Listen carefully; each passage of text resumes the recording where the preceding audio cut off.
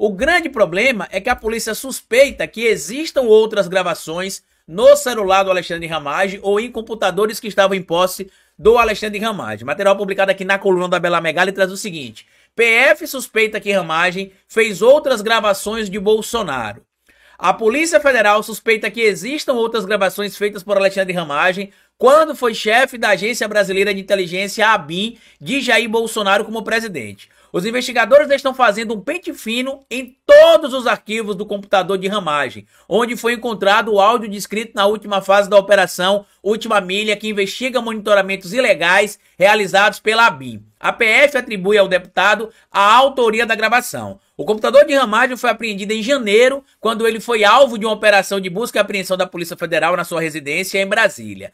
A pessoas próximas, o deputado disse que não se lembrava de ter feito aquela gravação e que não é de seu feitio grampear pessoas. E aí eu trouxe para vocês ontem aqui, inclusive no nosso canal, que o Flávio Bolsonaro estava atuando para poder botar panos quentes nessa situação entre Bolsonaro e Ramagem e tinha explicado para vocês também o porquê que, na minha análise, esses panos quentes estavam sendo colocados. O motivo principal, e eu acho que todo mundo consegue perceber isso, é que o Ramagem pode ter sim outros materiais gravados, além de que o Ramagem seria em tese um homem-bomba que faria outras negociações ou outras movimentações em tese entendidas como ilegais, utilizando não só o aparato da ABIN, como o aparato de agentes da própria Polícia Federal para abastecer o tal gabinete do ódio, e o Ramagem pode ser o elo que vai apontar ali como era a estrutura, qual o papel de cada pessoa, por que o Carluxo tinha essa relação com ele, e vocês já entenderam que o Bolsonaro, em via de regra, abandona os seus aliados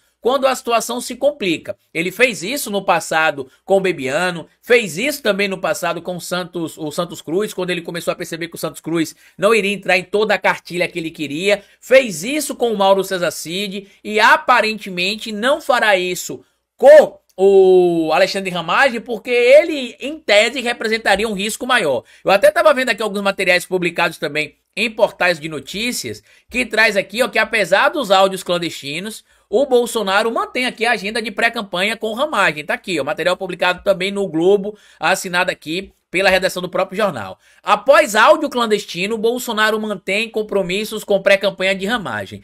Ex-presidente reagiu com irritação após PF trazer à tona a existência de gravação em computador de aliado, mas decidiu não cancelar eventos na capital fluminense. Aí segue o material.